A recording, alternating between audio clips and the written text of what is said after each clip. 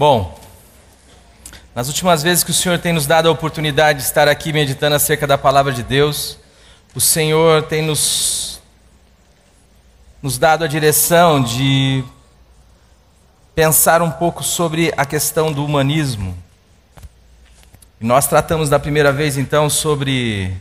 Está aqui o diabo que não me deixa mentir. Depois nós falamos sobre o cristianismo denorex, que parece bastante, mas não é. E hoje a gente está querendo dar sequência um pouco neste assunto. E gostaria de ler com vocês então o capítulo 2 de Gênesis, do 25 até o 3:10. Você lê para a gente, Manuel?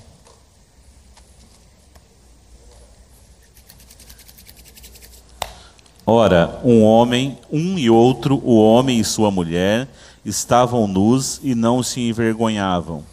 Mas a serpente, mais sagaz que todos os animais selváticos que o Senhor Deus tinha feito, disse à mulher: É assim que Deus disse: Não comereis de toda a árvore do jardim? Respondeu-lhe a mulher: Do fruto das árvores do jardim podemos comer. Mas do fruto da árvore que está no meio do jardim, disse Deus: Dele não comereis, nem tocareis nele, para que não morrais. Então a serpente disse à mulher: É certo que não morrereis, porque Deus sabe que no dia em que dele comerdes, se vos abrirão os olhos, e como Deus sereis conhecedores do bem e do mal.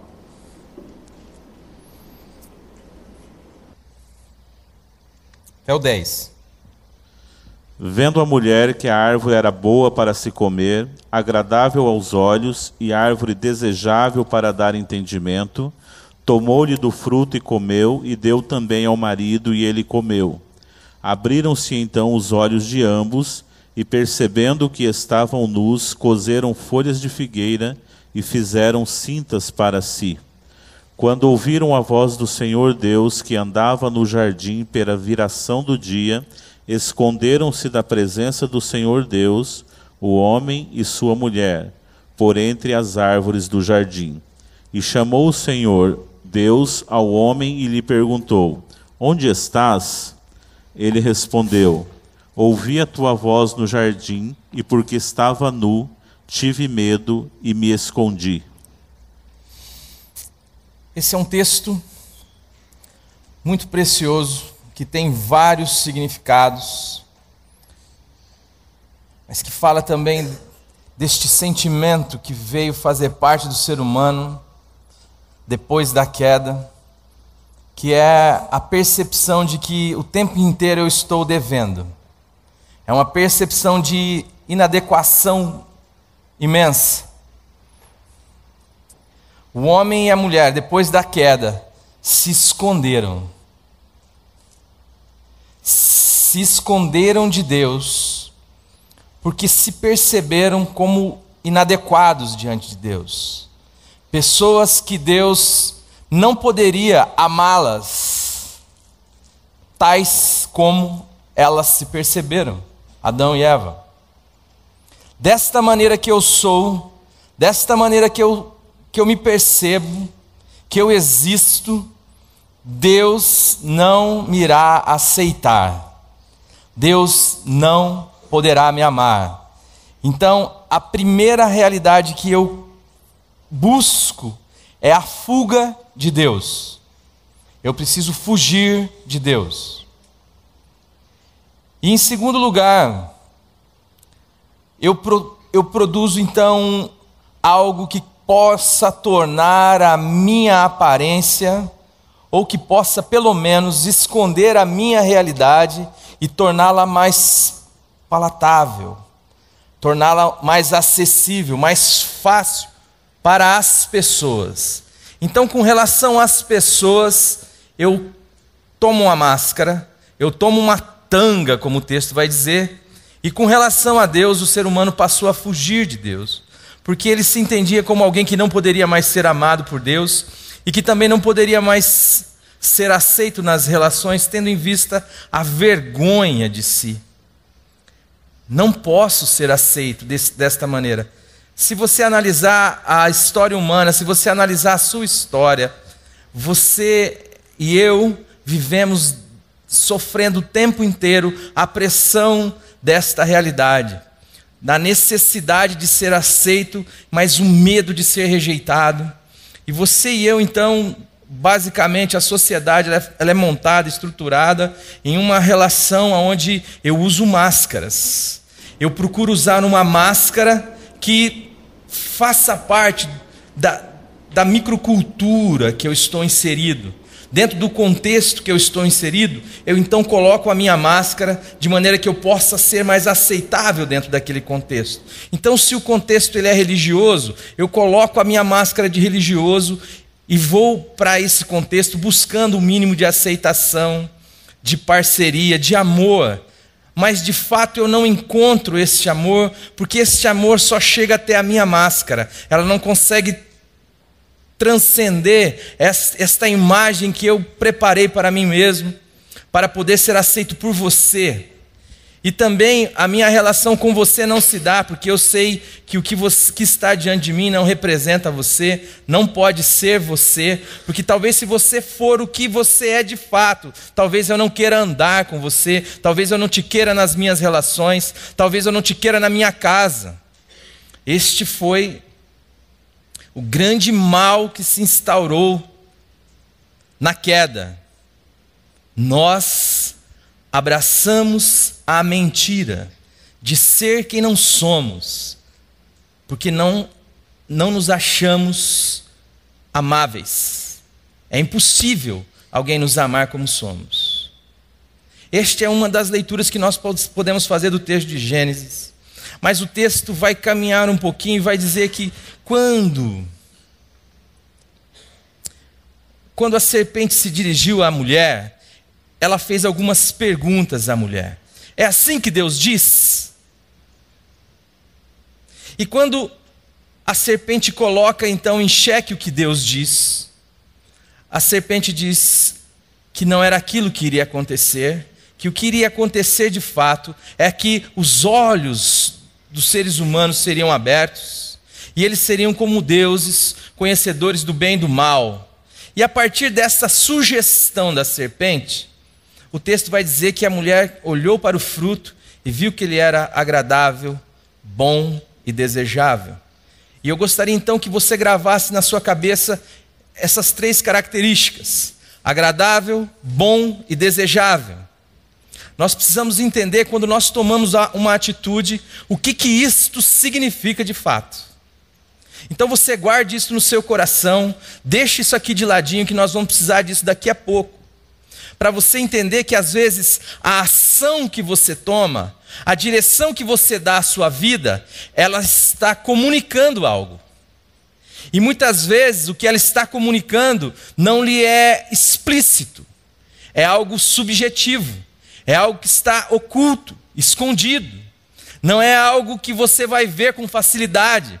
Você precisará de discernimento, de um discernimento espiritual aguçado talvez, daquilo que é um dom do Espírito, para entender, em nome do Senhor Jesus Cristo, que o que você está abraçando, ainda que tenha a partir da avaliação humana, e é isto que o humanismo prega, algo que seja sustentado no homem, a partir de uma avaliação puramente humana, que chega à constatação de algo que é agradável, de algo que é bom e de algo que é desejável, não necessariamente tem referência no reino de Deus, ou muitas das vezes a implicação que tem disso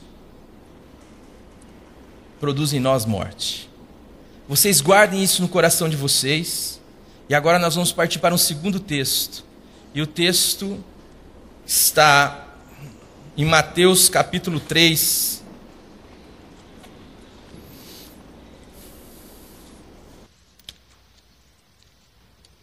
Queria, Manuel, se você puder ler para mim do 1 ao 9. Naqueles dias apareceu João Batista pregando no deserto da Judéia e dizia: arrependei-vos, porque está próximo o reino dos céus. Porque este é o referido por intermédio do profeta Isaías. voz do que clama no deserto, preparai o caminho do Senhor, endireitai as suas veredas. Usava João vestes de pelos de camelo e um cinto de couro. A sua alimentação era gafanhotos e mel silvestre. Então saíam a ter com ele Jerusalém, toda a Judéia e toda a circunvizinhança do Jordão. E eram por ele batizados no rio Jordão, confessando os seus pecados. Vendo ele, porém, que muitos fariseus e saduceus vinham ao batismo, disse-lhes: raça de víboras, quem vos induziu a fugir da ira vindoura? Produzi, pois, frutos dignos de arrependimento, e não comeceis a dizer entre vós mesmos: temos por pai a Abraão, porque eu vos afirmo que destas pedras Deus pode suscitar filhos a Abraão. Esta é uma outra cena. Quem é João Batista? Qual é a função de João Batista? De onde vem João Batista? Qual é o seu ministério? João Batista é filho de um sacerdote chamado Zacarias. E ele é filho de uma mulher chamada Isabel. E ela é descendente direto de Arão. Arão, todo sacerdote tinha que ser da tribo de Arão. E João está dentro de um contexto social, histórico, onde ele, ainda que manifeste ainda um ministério que tem a ver com aquilo que é transcendente, com aquilo que é divino, com aquilo que é de Deus, que tem referência em Deus, contudo, ele não está na via natural das coisas. Ou pelo menos na via oficial das coisas. João Batista exerce um ministério, mas se ele é filho de sacerdote, e se ele é descendente de Arão, o que ele está fazendo fora do templo? Porque o templo não seria o lugar legítimo de se exercer o seu ministério, o seu sacerdócio? Não seria o templo o lugar correto aonde este homem pudesse então exercer de maneira legítima a sua voz, o seu ministério, aquilo para que Deus o chamou? Mas isso não está acontecendo, porque o ministério de João Batista era um ministério que olhava para aquilo que era oficial, para aquilo que tinha legitimidade histórica, tradicional, cultural, mas ele havia visto algo que Deus o tinha chamado, vocacionado, para a partir do deserto. Por isso o texto vai dizer, voz do que clama no deserto. Ele não é a voz que clama no deserto, ele é a voz do que clama no deserto. Porque os homens podem fazer muitas artimanhas, os homens podem ter grandes planos, mas Deus interfere, quer queira, quer não. E ainda que houvesse um conchavo, ainda que houvesse algo político, humano, que conseguiu fazer existir algo chamado, que era para ser sumo sacerdote, ou seja, um contexto onde era para existir um que fosse o sumo sacerdote, porque sumo fala de um, existir mais de um. Isto comunica que havia um conchavo entre a estrutura do templo e o sistema político vigente, ou seja, Roma havia se amalgamado com a estrutura política do templo, ainda que eles tentassem manter alguma distância, contudo, eles se favoreciam desta relação entre o Estado e o templo. E João Batista, então, profetizava contra isso, e dizia que isto era errado, e dizia que o templo havia sido profanado. Mas João dizia isto do deserto. E então João está propondo um batismo de arrependimento. É necessário que aqueles que se veem diante do reino de Deus, reconheçam então o seu pecado, o seu erro, e como manifestação pública deste reconhecimento do seu erro e do seu arrependimento, então venham as águas. E de repente João está batizando e muita gente está indo lá para ser batizada, mas muita gente. E de repente ele olha vindo um grupo, que também vem de forma numerosa, os fariseus e os saduceus. Ora, quem são os fariseus? Os fariseus você sabe muito bem quem é. Os fariseus são os legalistas, aqueles que zelam pela lei, aqueles que têm uma performance religiosa invejável, um padrão moral extremo. E os saduceus, quem são? Os saduceus, a grande maioria daqueles que pertenciam ao partido dos saduceus, eram dos sacerdotes. Mas eles diferenciavam, eles tinham uma divergência, ainda que eles pudessem se unir, tendo em vista um objetivo comum, os fariseus e os saduceus divergiam em algo significativo. Eles divergiam no fato da ressurreição. Os saduceus não criam na ressurreição. E os saduceus também não criam em anjos e nem demônios. Os saduceus tinham uma dificuldade grande em transcender. Mas olha que algo espantoso, pelo menos para mim.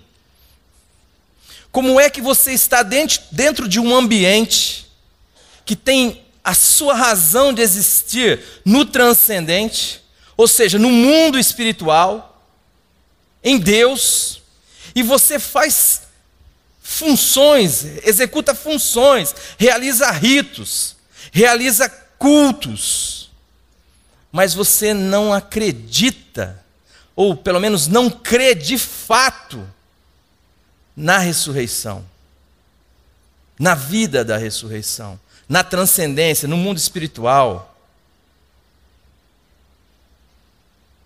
Como você pode, então, exercer de maneira tranquila uma função que não condiz de fato com aquilo que você acredita? No final do século XVIII, um camarada chamado Schleiermacher, que é considerado um dos principais expoentes de uma teologia chamada teologia liberal, começou a questionar a Bíblia e mitificar tudo era um mito. Jesus também não, os milagres de Jesus não aconteceram historicamente falando. E eu tive um professor na faculdade que um dia ele chegou e falou assim, qual a diferença se Jesus existiu na história ou não? O que importa é a sua fé. Olha como isso parece interessante, né? A sua fé é muito pequena. Se para você, Jesus teve que existir historicamente. Não importa se Jesus existiu historicamente ou não, ele me dizia. O que importa é a sua fé. Ou seja, o que ele estava dizendo era o impacto que esta pretensa fé em algo que supostamente nem existiu faz na sua vida. Quais são as implicações dessa sua crença na sua vida prática? É isto que é importante. Por quê? Para o liberalismo teológico, o que é importante mesmo é a ética. Uma das coisas que eles valorizam é a ética. E também, quando você vai ver os legalistas, a principal questão para eles também é a ética. E eu respondi a esse professor, meu querido, a minha Bíblia diz, eu fiz uma carta para ele, eu falei, não vou aguentar esse negócio não, eu vou redigir um negócio, um texto e tal, e mandei para ele, respondendo, mas em suma eu disse no dia na aula, querido, Se Cristo não ressuscitou, é vã a nossa fé. Vamos comer e vamos beber, porque amanhã nós vamos morrer, rapaz. É isso que minha Bíblia diz. E aqui está acontecendo o mesmo espírito. Estes camaradas não se importam de ir lá se submeter ao batismo de João, porque isso de fato para eles não significa coisa alguma. É mais um rito que eles vão cumprir dos vários que eles já cumprem na sua função, na sua atividade de sacerdote. Não tem nenhum significado. Os legalistas também estão lá. E João, na hora que vê esse grupo, diz o seguinte: raça de víboras, raça de víboras, quem vos ensinou a fugir da ira vindoura? Produzi, pois, frutos dignos de arrependimento. Meu querido, o que você está fazendo aqui? Isso aqui não tem nenhum valor para você. Isso aqui não tem nenhuma referência para você. Por quê? Porque precisa que algo aconteça de verdade, no seu íntimo, no seu coração. Se você quer vir aqui batizar, então arranque este nome de fariseu de sobre os seus lombos e receba o reino de Deus. Diga e anuncie de fato que há um erro, que há um equívoco da sua parte, do qual você está arrependido. Mas não venha aqui querer participar de uma realidade se isto não é verdade para você. E hoje, quando nós tentamos trazer para a nossa vida hoje, o que isto vem nos comunicar?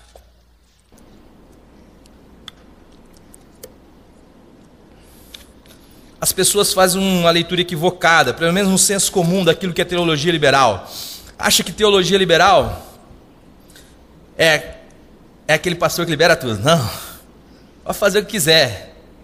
Isso é liberalismo teológico. Não, o liberalismo teológico tem um comprometimento muito forte com a ética, com os padrões comportamentais, com aquilo que você faz ou deixa de fazer.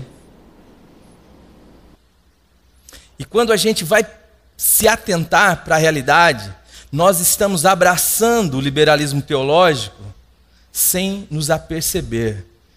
E o que é, então, isto que tem referência tanto no liberalismo teológico quanto na religião legalista, que faz com que elas possam dar as suas mãos e andar juntas? O que é? É o fato de que o homem é o centro. O homem é o agente. É de que fé, viver pela fé, é balela. Viver de fato pela fé é balela, porque a lei depende do braço do homem para ser cumprida. E o liberalismo teológico diz que não há Deus. E se não há Deus, é lógico que isso não é dito nesses termos, mas quando você passa a ser a referência, como Silas Rocha pregou hoje de manhã, quando você passa a ser a referência do que é certo e do que é errado, é isso que você está dizendo nas entrelinhas: não há Deus. E agora eu quero voltar para aquela realidade que nós lemos lá em Gênesis 2, Gênesis 3. Porque quando você olha para algo que é bom, para algo que é desejável, para algo que é agradável, você precisa entender o significado do que você está fazendo. Você precisa entender o que está por trás da sua ação. Quando você abraça ou o legalismo, ou você como centro da ação divina, e como aquele que é responsável pela ação divina. A primeira coisa que você diz quando você toma do fruto do conhecimento do bem e do mal, que não é algo ruim, meus irmãos. É algo agradável, é algo desejável, e é algo bom. Você está dizendo simplesmente que Deus é um mentiroso. Quando você quer ser um crente legalista, você está dizendo: Deus é um mentiroso. Quando você quer viver pelas suas regras, você está dizendo: Deus é um mentiroso. Quando você está sendo a referência da sua vida, como um expoente aqui da teologia liberal, você está dizendo: Deus é mentiroso. Quando você está sustentando a sua relação com Deus a partir da sua ética, você está dizendo: Deus é mentiroso. Quando você está querendo ter uma vida de exemplo e se sustentar nesta vida de exemplo, na sua relação com os outros e na sua relação com Deus, e não pela fé, pelaquilo que Deus diz de você, você está dizendo: Deus é mentiroso. Porque foi isso o que a Eva disse quando ela tomou do fruto. E você está dizendo algo mais, porque quando você diz que Deus é mentiroso, você diz: Satanás é verdadeiro. Quando eu e você, como cristãos, queremos viver uma vida pautada em nós mesmos, nós estamos dizendo: Satanás é verdadeiro. Ainda que seja com coisas boas, com coisas agradáveis, com coisas desejáveis. Eu quero dar um exemplo aqui agora. Se nós, conversando com o Silas, ele me ajudou nisso, isso ficou muito claro para mim. Imagine que se nós pudéssemos lotar o Maracanã de pessoas, e disséssemos assim: vamos fazer 2 filas aqui. Uma fila do meu lado esquerdo e uma fila do meu lado direito. Eu queria saber de qual de vocês, aqueles que querem ser boas pessoas, eu quero que nessa fila esquerda entre todos aqueles que querem ser honestos, todos aqueles que querem ser justos nos seus negócios, todos aqueles que querem ser fiéis às suas esposas, aos seus maridos, todos aqueles que querem ser bons pais, bons alunos, bons filhos. Eu gostaria que entrasse nesta fila aqui. Quantas pessoas você acha que entraria nessa fila? Quantos? Todos. Agora aqui do meu lado direito, eu gostaria que só entrasse nessa fila aqueles que querem levar um tiro na cabeça. Quantos entrariam nessa fila? Mas eu falei tiro na cabeça, meu irmão, porque não há crucificação mais nos nossos tempos. Mas é esta a chamada, a fila, que se você quiser ser cristão, que você deve entrar. Nós queremos a ética cristã, nós queremos os valores cristãos, nós queremos ser boas pessoas, mas nós não queremos morrer, nós não queremos a cruz.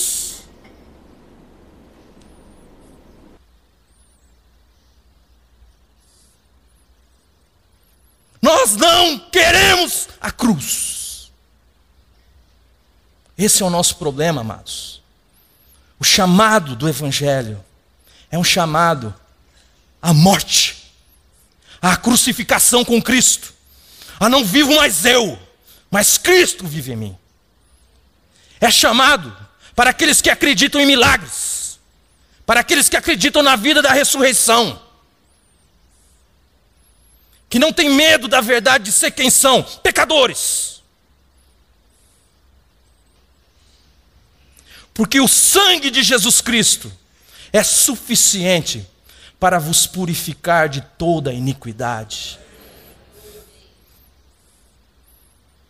Porque o sacrifício de Jesus foi suficiente para nos perdoar de todos os nossos pecados. E não somente para isso, meu querido, para nos dar uma nova vida. Mas às vezes nós estamos envolvidos no ambiente da religião, estamos frequentando cultos, estamos servindo em ministérios, mas o que nós estamos acreditando mesmo é no liberalismo teológico, é nas regras. Não creio que Deus é competente para santificar o seu nome em mim. Não creio no milagre de que Cristo vive em mim, de que não vivo mais eu posso falar isto, papagaiar isto. Porque também, como Silas falou hoje de manhã, a razão tem sido o meio que nós achamos que podemos nos apropriar das questões relacionadas a Deus. Você pode saber, e eu sei que você sabe. Eu sei que você sabe, do começo ao fim, a doutrina. E ela é até lógica. Se eu disser para você assim, queridos, o problema é o seguinte, você pecou, Deus falou que quem pecasse morreria. Aí Jesus Cristo veio, você não podia pagar esse negócio. Ele morreu, mas quando ele morreu, ele te atraiu no corpo dele. Na ressurreição dele, ele te deu uma nova vida. Se você crê nisso, você morreu e você nasceu de novo, entendeu? Entendi. Mas, meu amado, se essa não for a sua experiência, se isto não for de fato uma experiência de fé, se isto não for visceral em você, não for verdade em você, você não pode ver o reino de Deus. Você não pode andar com Deus.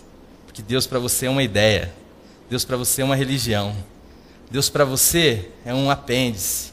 Deus para você é qualquer coisa. E eu sei o que você vai falar. Sabe o que você vai falar? Você vai falar assim, pastor Alexandre é muito duro. Está falando sem amor.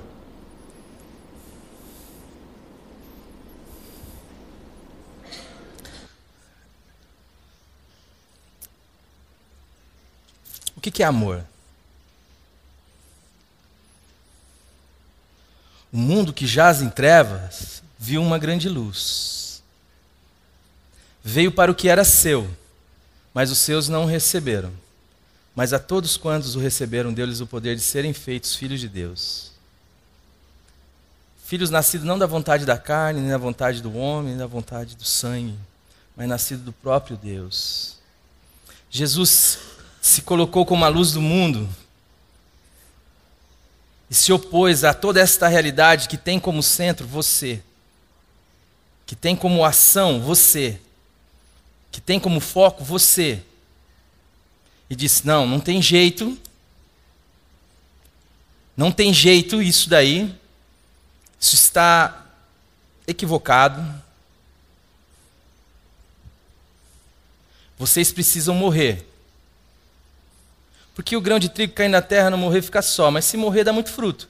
E outra, se você quiser salvar a sua vida, você vai perder ela. Aí sabe o que nós fizemos com ele? Nós falamos assim, duro esse discurso. Jesus cercou-se de algumas pessoas, que eram, entre elas seus discípulos, e disse, se alguém não comer da minha carne e não beber do meu sangue, não pode ser meu discípulo. E os caras falaram, é duro esse discurso. Esses pelo menos foram embora. Mas os outros, aqueles que amam as regras e aqueles que amavam o seu sacerdócio, preferiram matá-lo, porque diziam que aquele não era um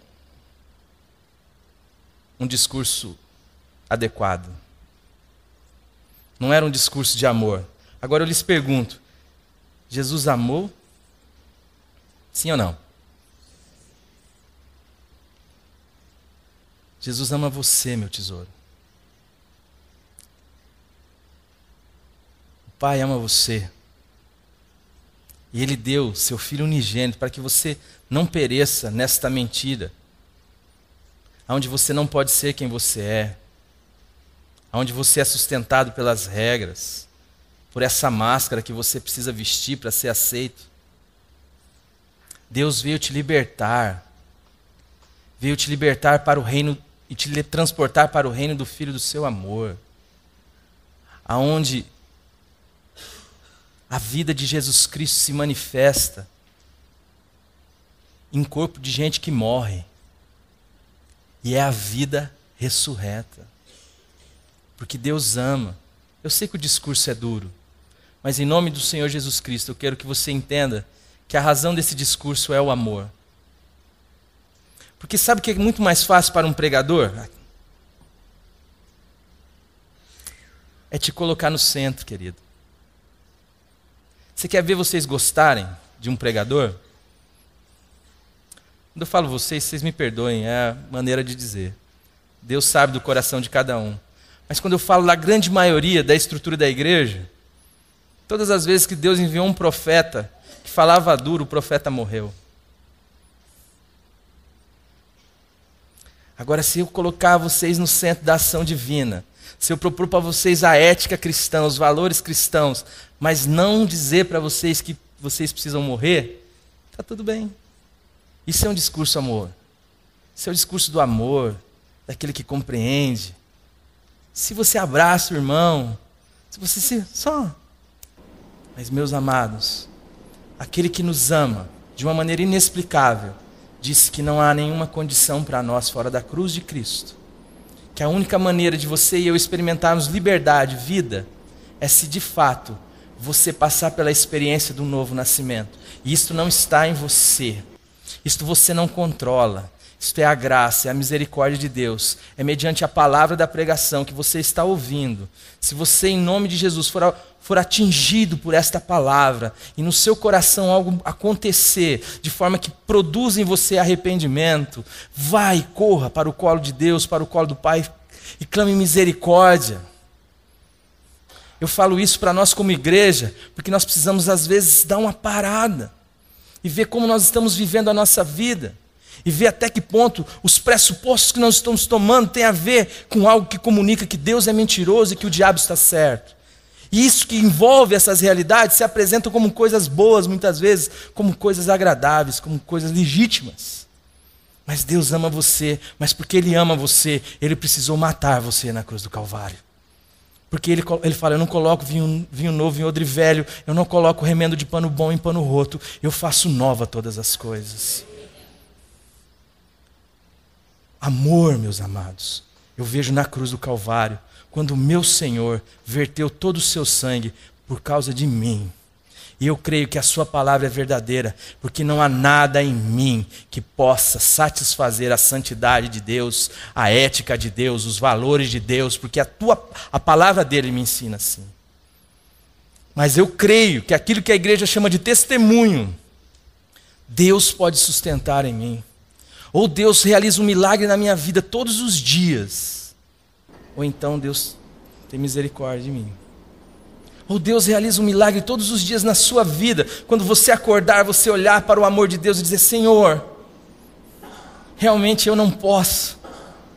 Mas o Senhor tem planos de bem, não de mal, como foi lido o texto aqui. Senhor, o seu discurso é duro. Mas é o discurso da verdade, porque o amor não tem como existir a não ser no terreno da verdade e da liberdade. Eu sei que Deus ama você, mas tome cuidado. Você fala, não, mas isso comigo não acontece. Vamos olhar um texto?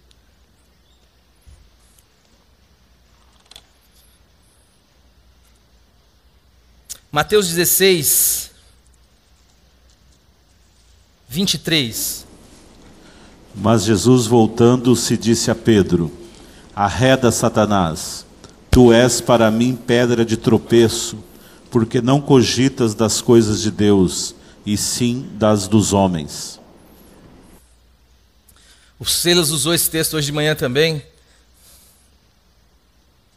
Pedro, um pouco antes de ser repreendido aqui, Jesus tinha feito uma enquete com os seus discípulos e disse assim, o que é que as pessoas estão dizendo que eu sou? O que o povo diz que eu sou? Ah, Senhor, estão dizendo que o Senhor é Elias, que o Senhor é um dos profetas, ou até João Batista. E ele olha e fala assim, e vocês, o que vocês falam que eu sou? Aí se dirige aos seus discípulos. Então Pedro toma a frente e diz assim, tu és o Cristo, o Filho do Deus vivo. esta é uma afirmação esplêndida. Você olhar para um homem que está diante de você, um ser humano que você come com ele, que você vê-lo suar, dormir, acordar, e dizer assim: tu és o Deus criador do universo. Isso não é, para a razão humana, isso é impossível. Então Jesus fala: queridão, ó, aconteceu um milagre agora na sua vida. O Pai resolveu cochichar no seu íntimo, no seu espírito, algo tremendo. Você não poderia ter chegado a essa conclusão, ou ter chegado a essa conclusão. É Deus quem te revelou isso. Olha, agora vou dizer um negócio para você. Tu és Pedro, e sob esta pedra edificarei a minha igreja.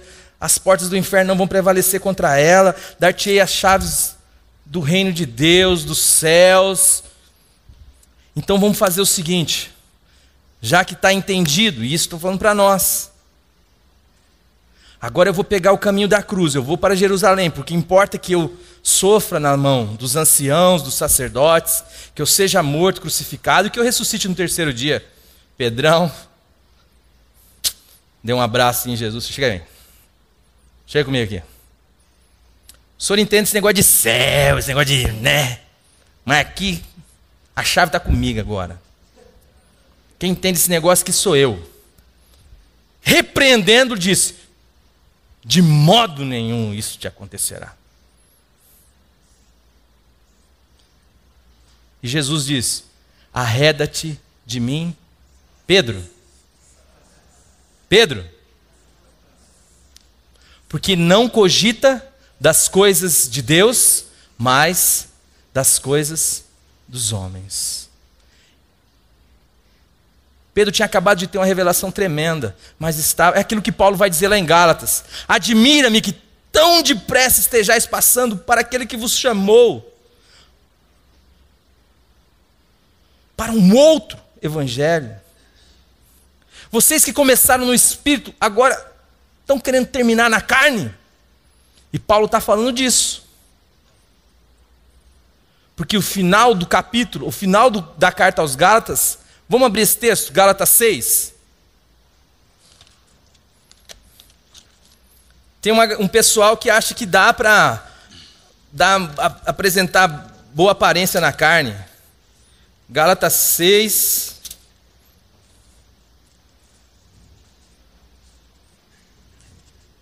Do 11 até o 14.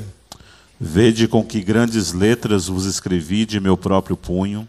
Todos os que querem ostentar-se na carne, esses vos constrangem a vos circuncidardes. Então, vamos devagar, Manel. Tem como pôr aqui também? Não. Olha o que o Manuel leu. Aquele dia eu falei que não tinha canetinha, alguém me deu a canetinha, ó, aqui, ó. Mas eu esqueci ela hoje. O irmãozinho chegou e falou: irmão, toma aqui para você. Vede com que letras grandes. Paulo está querendo evidenciar algo aqui, certo ou errado? É grande. Vos escrevi do meu próprio punho. Ele não deixou nem o escriba fazer isso para ele, para não ter problema. Continua, Manel. Todos os que querem ostentar-se na carne, esses vos constrangem a vos circuncidardes, somente para não serem perseguidos por causa da cruz de Cristo. Todos é alguns. Ó, vocês vão falar que eu estou querendo imitar a Glenn aqui, eu não estou, viu, gente? Ó, todos os que querem ostentar-se na carne. O que é ostentar-se na carne? É dizer para outro: gente, eu fumei uma maconha essa semana, eu roubei o cachorro quente. É isso? Ostentar na carne é o quê? Rapaz, eu estou cada dia mais impressionado com a minha performance. Hoje eu orei mesmo, 2 horas, diretão ali, o fogo caiu, olha, aleluia. Irmão, eu fui dar o meu dízimo, rapaz, mas eu estava já acostumado a esse negócio de 10, eu dei mesmo foi 20, porque olha, eu estou lendo tanta Bíblia, tal. Irmão, coma a Bíblia. Se alimente da palavra de Deus. E você vai descobrir que não há espaço para ostentar na carne. Os que querem ostentar-se na carne, este vos constrange a vos circuncidardes. Ele quer que você faça igual a ele. Você precisa ser igual a mim. Você precisa fazer igual a mim. Por quê? Somente para não serem perseguidos por causa da cruz de Cristo. Cruz é um negócio que a gente quer fugir, gente. Mas não tem como não. Se você quer ser filho de Deus, cristão, você vai ter que se render ao amor de Deus, e o amor de Deus passa por uma cruz. Continua. Pois nem mesmo aqueles que se deixam circuncidar guardam a lei. Antes, querem que vos circuncideis para se gloriarem na vossa carne. Pois nem mesmo aqueles que se deixam circuncidar. Aqui a circuncisão é símbolo da lei, ou símbolo daqueles que cumprem a lei. Mas Paulo está dizendo, nem esses guardam a lei. Antes querem que vos circuncideis para se gloriarem na vossa carne. Continua. Mas longe de mim gloriar-me, senão na cruz de nosso Senhor Jesus Cristo, pela qual o mundo está crucificado para mim e eu para o mundo. Onde é que está a sua glória, meu amado? Está no seu desempenho moral, religioso, social? Tudo isso aí foi crucificado na cruz. A palavra de Deus fala, longe de mim esteja a gloriar-me, a não ser na cruz. Graças a Deus que Deus pôs um fim em mim. Mas nós não podemos falar muito disso com esta incisão.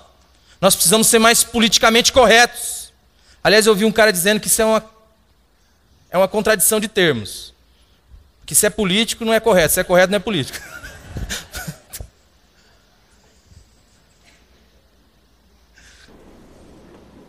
É isto. Cruz. E cruz mesmo. É o amor de Deus. O amor de Cristo nos constrange, julgando nós isto. Um morreu por todos, logo todos morreram. E como que se dá a vida então do regenerado? Como se dá a vida do crente? 2 Coríntios 4:10.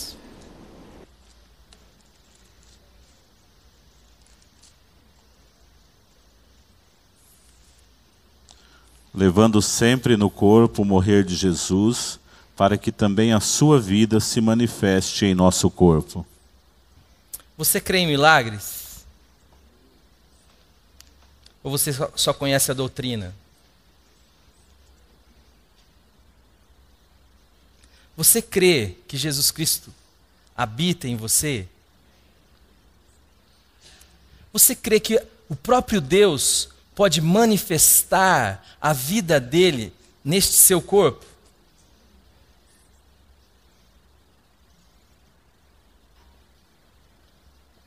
Como que é a vida do crente? Levando sempre. O que é levar sempre? Esta consciência de que você não pode, mas aquele que é tudo em todos habita o seu coração. Aquele que é capaz de completar a obra que ele começou na sua vida. Aquele que é capaz de santificar você. De trocar o seu coração de pedra, de pôr em você um coração de carne, de arrancar o seu espírito velho, colocar dentro de você um espírito novo e colocar o espírito dele para habitar em você e fazer com que você ande nos estatutos dele e os observe.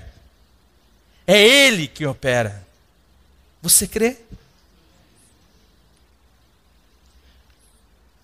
Então leve sempre o morrer. O que é levar o morrer?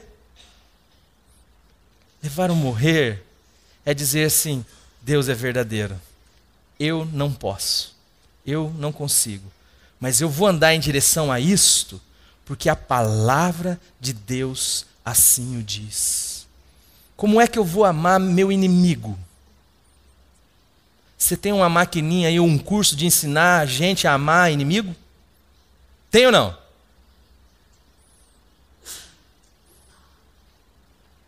Eu preciso, Senhor, tá ali o meu inimigo. Não é você não, viu? Tá, vou voltar para lá. Tá ali o meu inimigo. Senhor, eu vou andar em direção ao amor pela fé. Eu não posso amar, mas manifesta a tua vida em mim, Senhor. O Senhor me chama a isto. O Senhor me chama a amar. Mas antes, eu preciso levar o meu morrer. Para que quando o amor brotar no meu coração, eu não me sinta jactancioso, presunçoso, dizendo, olha como eu sou fera, eu sou um crente que ama. Aí o irmão chega para você, rapaz, estou com um problema lá com meu cunhado, com a minha sogra. Como assim, você não ama eles?